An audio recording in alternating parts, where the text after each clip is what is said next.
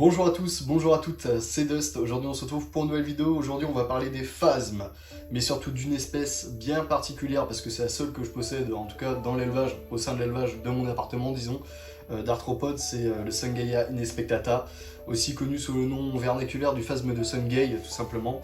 Alors comme beaucoup d'enfants, ma passion pour les insectes commença par l'élevage de phasmes, plus particulièrement le phasme bâton, comme beaucoup d'enfants. Moi je devais être en primaire, je devais être grand comme ça, pas plus. Mais ma réelle passion, elle n'a pas commencé par les phasmes du tout au niveau de l'arthropode et de l'entomologie. Ça a commencé par l'observation des arachnides. Dès mes 5 ans, je me suis vite passionné pour les araignées. On en reviendra, je pense que je ferai des vidéos sous peu sur les arachnides. La saison est propice, on va dire, de trouver des arachnides, donc pourquoi pas les filmer, des petits trucs dehors, en outdoor, avec des espèces qui sont très intéressantes, qui sont peut-être même des fois juste à côté de chez vous. Mais vous me connaissez. Je peux pas parler de cette subtile espèce de phasme que j'ai, donc le Sungaea inespectata, sans vous parler des phasmes en général. Vous commencez à me connaître, comme chaque vidéo, on est parti là-dessus. Je vais essayer de faire plus court que d'habitude.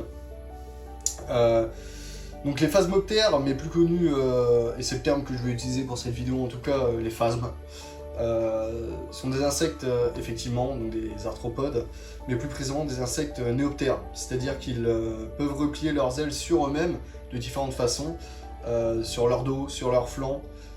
C'est vraiment, je décris vulgairement ça pour que vous voyez. Les phasmes sont tous des insectes mimétiques, en tout cas. Leur nom latin en dit plus encore sur cet aspect mimétique. Phasma, en latin, qui se écrit comme apparition, ou encore mieux, comme fantôme, parce que dans leur milieu, on va dire, naturel, ce sont de véritables fantômes dans leur écosystème.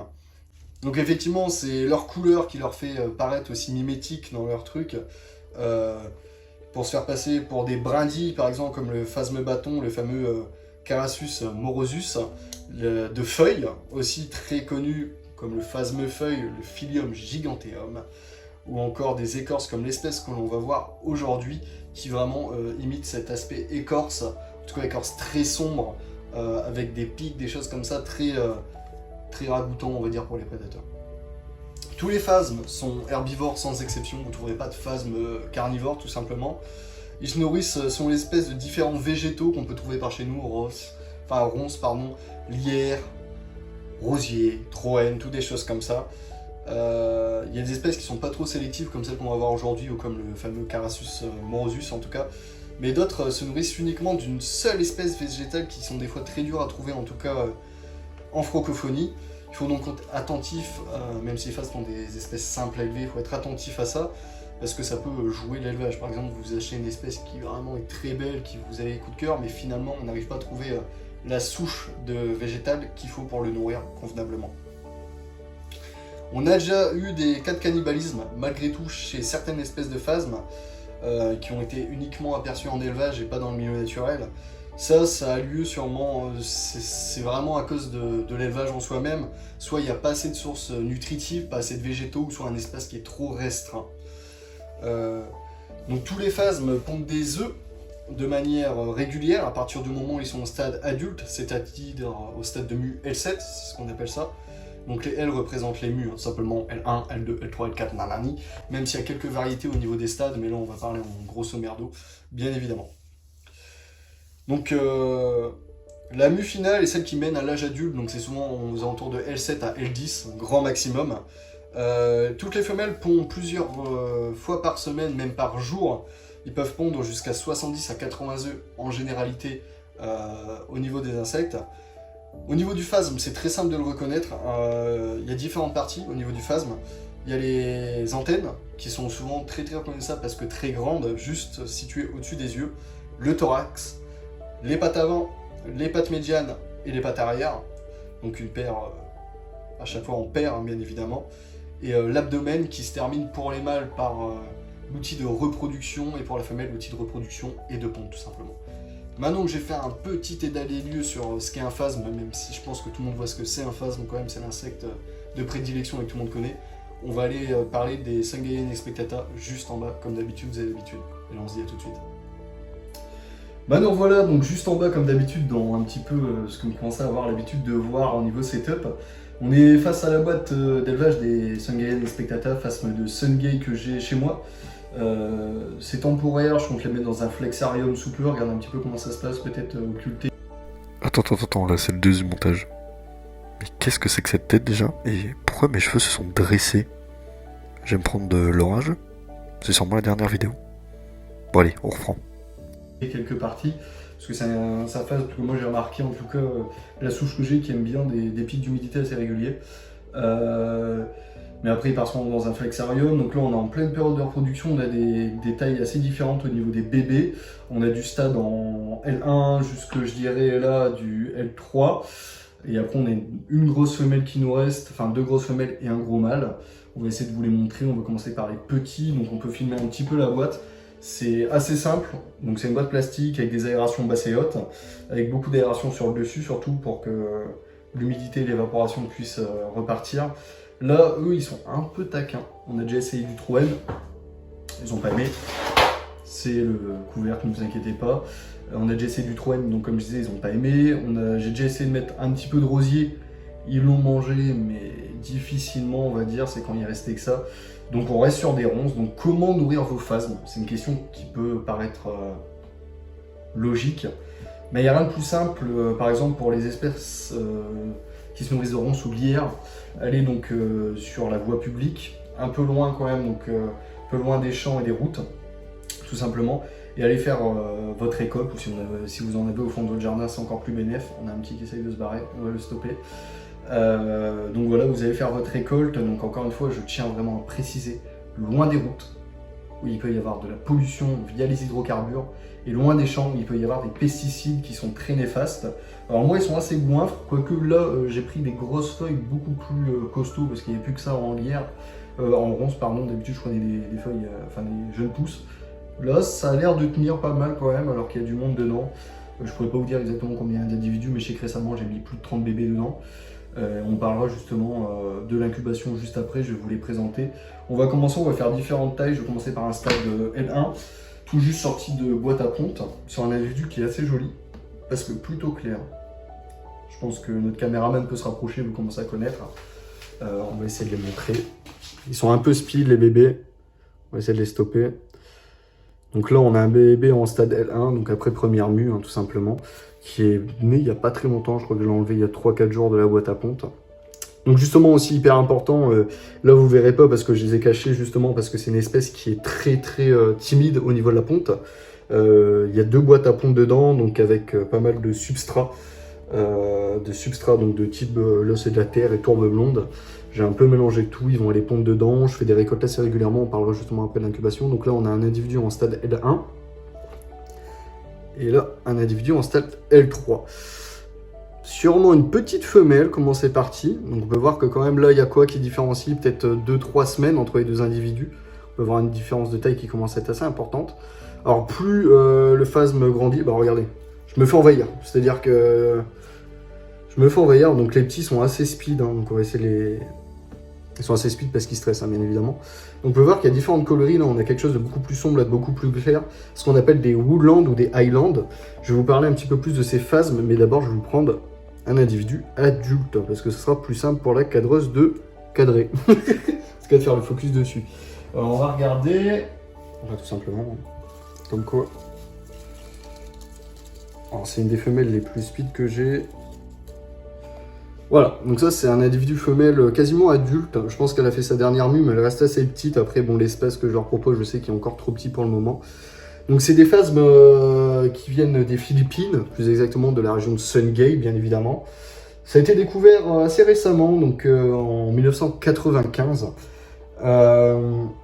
Donc Inexpectata, du latin inexpectus, qui veut dire inattendu, parce que c'était vraiment pas attendu comme espèce, en tout cas là où c'était, parce qu'on connaît bien la région.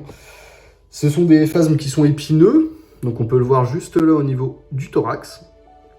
Le problème c'est que madame, c'est pas la plus timide que j'ai pris, j'avoue. On peut voir des épines, donc en tout cas 4 épines dessus, et puis bien sûr sur les pattes de très légères épines. On peut voir qu'elle est un peu en forme la louloute, hein, comme on dit. Elle a bien mangé à la cantine. Il y a 2 sortes de Sungayan Spectata, ceux de Woodland et ceux de Highland, 2 zones très proches aux Philippines. Le Woodland sont plus colorés. Donc ça c'est une Woodland tout simplement. Et les Highlands sont beaucoup plus foncés. Et je crois que la dernière femelle qui me reste, n'est pas une Highland, donc on n'aura que du Woodland. Mais c'est pas grave. Donc le dimorphisme sexuel, on va le voir justement, on va relâcher la petite terreur parce qu'elle est très très énervée. Donc on peut voir, regardez par exemple, là on va filmer un stade adulte, un stade L3, sûrement une ancienne femelle. On peut voir sur les côtés, je sais pas si on arrive à le voir, les organes de respiration tout simplement. Il y a l'organe aussi de reproduction juste ici. Donc ça c'est à la ponte et ça les mâles n'ont pas cette petite épine qui ressemble un petit peu à un dard. Et là on va aller chercher la femelle parce que elle justement, on va parler d'un caractère plutôt sympa. Donc les mâles sont plus petits et plus fins que la femelle bien évidemment, souvent plus sombres, moins d'épines sur l'abdomen, la femelle est plus grande que le mâle et l'abdomen plus large, en tout cas le plus souvent possible. Elles sont emmerdées par un bébé, comme quoi vraiment ils sont chiants ceux-là. Donc là on a la deuxième femelle qui est la plus vieille. Tac tac tac tac, viens là. Donc elle est plus vieille, comment on peut voir qu'elle est plus vieille? Ben, tout simplement on peut voir que l'abdomen est...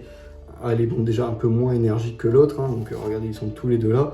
Elle est beaucoup plus foncée, alors que c'est la même localité. On voit le mâle qui est dessus, parce que c'est une espèce où en fait, dès que vous avez un mâle et une femelle qui est prête, le mâle va se mettre sur elle, va profiter de son déplacement, va quasiment plus se nourrir, et va juste utiliser grâce à son organe. On peut voir que l'organe ne se ressemble pas du tout. Hein. L'organe de fécondation, et là c'est l'organe d'incubation, va profiter de se reproduire avec la femelle plusieurs fois par jour, tout simplement. Donc en quantité, on va dire, d'œufs, on est aux alentours pour 5 femelles fécondées de 140 œufs, hein, ce que j'ai pu voir. La croissance moyenne pour atteindre un stade comme celle-ci et comme celui-ci, pour le mâle, ça va être 2 à 3 mois et la femelle 4 mois, bien évidemment. Alors une lumière naturelle convient pour la plupart des arthropodes, hein, ça on va même pas en parler. Et aux conditions de maintien, attendez, c'est parce qu'il y en a une qui est en train de me faire des chatouilles là et j'en peux plus, je m'empêche d'ouvrir depuis tout à l'heure. Parce que bon, elle est speed quand même et elle arrive à faire des chatouilles. Donc une hygronométrie 70%, pulvériser de l'eau une fois par jour. Moi je le fais pas, comme c'est un endroit qui est très clos, éviter justement la prolifération de bactéries, de moisissures pour les œufs qui est très mauvais, les moisissures, faites attention. Bon, elle a commencé à me gaver. Non, ça continue, je vais la retrouver sur ma tête quoi. Donc 70%, une température ambiante convient très bien, même si moi je vous conseille pour les œufs de chauffer un petit peu, aux alentours de 22 degrés pour que ça sorte un petit peu plus vite. Donc on parle pour un maintien optimal de 20-20-40, donc plus de hauteur. Là ils ont beaucoup plus que 20-20-40, je pense que vous l'avez plus que ça. Donnez beaucoup plus de place à vos phasmes que ce que les sites peuvent vous dire en tout cas, excusez-moi, parce que ben, ça se reproduit assez vite, c'est prolifique, il faut être prêt à... Bah, tout simplement accueillir tout ce beau monde quoi, et ça mange beaucoup, on dirait pas. Je regarde s'il n'y a pas un bébé qui s'est barré, et non, pour le moment on a fait bon. Donc au niveau de la boîte de ponte, je vais essayer de vous en sortir une quand même. On va la reposer parce que bon, c'est un stress, hein. Chaque manipulation est un stress. Encore une fois, désinfectez-vous et lavez-vous les mains avant chaque manipulation. Là j'ai une boîte de ponte, alors voilà. Voilà à quoi ça ressemble une boîte de ponte, donc là c'est une boîte à grillons tout simplement. Bon, il y a les feuilles mortes qui se mettent dedans. On peut voir des œufs qui sont non viables et pourris, juste là. Et de toute façon, les œufs viables vont tout simplement être en dessous. Donc il faut 5 cm de substrat. On peut le voir qu'il y a quand même pas mal de substrat. Et régulièrement, le changer. Si vous êtes en surpopulation, tout simplement les jeter, mais avant de passer les au réfrigérateur pour tout simplement tuer les œufs.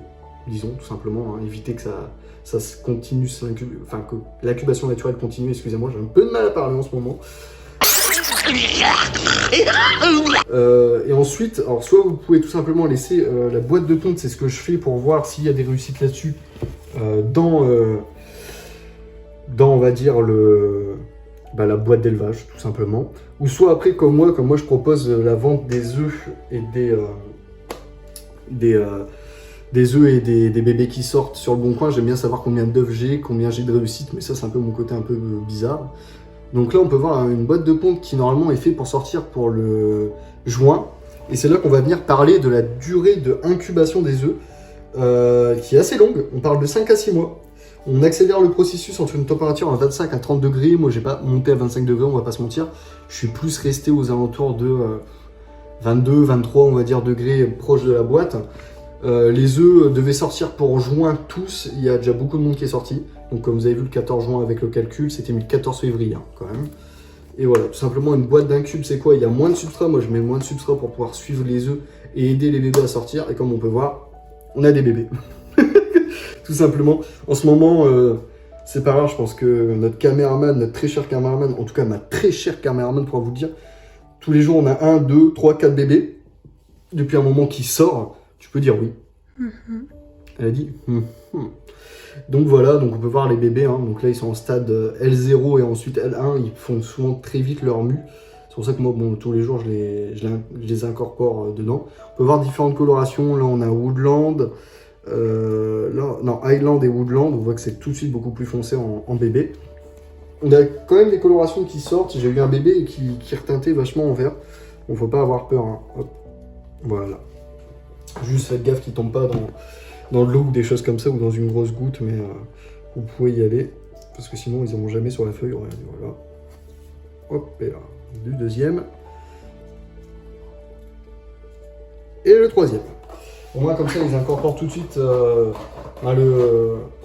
le bac d'élevage et comme moi je mets pas de ronces, des choses comme ça et encore une fois donc je répète j'ai pas mis beaucoup de substrat dans cette boîte à ponte, au moins je peux suivre et les bébés sortent beaucoup plus facilement. Encore une fois il faut une humidité dans la boîte à ponte de 70%, plus vous chauffez on va dire entre 25 et 30 c'est optimal. Et voilà un petit peu pour les Sungaian Expectata. Donc là on peut voir vraiment très sympathique, donc là stade L2 je pense ou L3 je sais pas du tout. Et là une bonne grosse femelle. On peut voir que c'est une bulldozer. Alors celle-là, elle est là depuis quelques temps. C'est un bulldozer. Souvent, ils sont très calmes comme phase, mais elle y va. Là, les ronces, ils ont une semaine, donc bientôt les changer. Si je trouve un spot, parce que mon spot était complètement arraché de ronces, et je trouve ça honteux. On remercie pas la municipalité, en tout cas, de nous les éleveurs de phasme quand tout est rasé. Mais voilà, donc les feuilles sont encore bonnes. Et ce soir, je vais faire une grosse pulvérisation. Donc j'espère que la vidéo vous aura plu. On a vu un petit peu ce que c'était le Sungaian Expectata. C'est une vidéo qui est un peu moins travaillée, un peu plus rapide, un peu plus brouillonne. Je vais essayer de retravailler sur des concepts très bientôt, mais là c'est mes périodes finales d'examen. Donc révision. Le peu de temps que je passe, j'avoue, je le passe avec ma chérie. Puis à m'occuper de ses animaux aussi, parce que ça prend du temps, quand on fait les choses bien en tout cas. Et je vous remercie, n'hésitez pas à vous abonner, commenter, laisser un j'aime. Dites-moi la prochaine espèce que vous voulez voir au sein de l'élevage. N'hésitez pas, il nous reste les colomboles qui sont très intéressants pour de l'interspécifique dans vos boîtes, pour vos boîtes à cloporte, vos Yule. Je les ai mis avec mes blattes, ils sont partout, on va dire, mes colomboles. Ensuite, il y a la menthe orchidée, donc que j'ai acheté il y a très peu de temps. Bon, c'est une espèce que je connais bien, j'en ai déjà eu, mais j'en ai repris une là pour faire plaisir à ma chérie parce que je trouvais ça vraiment beau quand on a vu ça sur des sites publics. J'ai acheté chez Bugs, donc Donc big up à Julien, on a bien discuté la dernière fois que je suis passé en boutique. Donc c'était vraiment sympa, il était de bons conseils. J'ai ramené aussi des Amardilidium, Cluyi Monténégro. Nouvelle espèce de cloporte, je ne m'arrête plus sur le cloporte. C'est une maladie, une fois qu'on est piqué, on ne peut plus s'arrêter. Aux grandes dames de ma chérie. Mais il faut savoir dire stop au bout d'un moment. Et il nous reste quoi encore? Plus grand chose, après on peut faire une petite vidéo sur les plantes. Vous parlez aussi, j'ai un concept en tête de comment faire de l'interspécifique, comment faire des boîtes viables de cloporte sans pourriture, sans champignons, quelque chose qui dure, le substrat. Et bientôt, je pense que je tournerai, dès que je trouve une petite espèce sympa, bon pas d'araignée parce que ma chérie va pas filmer, je pense que c'est une araignée. Elle dit donc derrière la caméra, mais en tout cas une petite espèce sympa en outdoor, comme c'est la saison qui le permet, les chaleurs commencent à monter, il fait très chaud actuellement.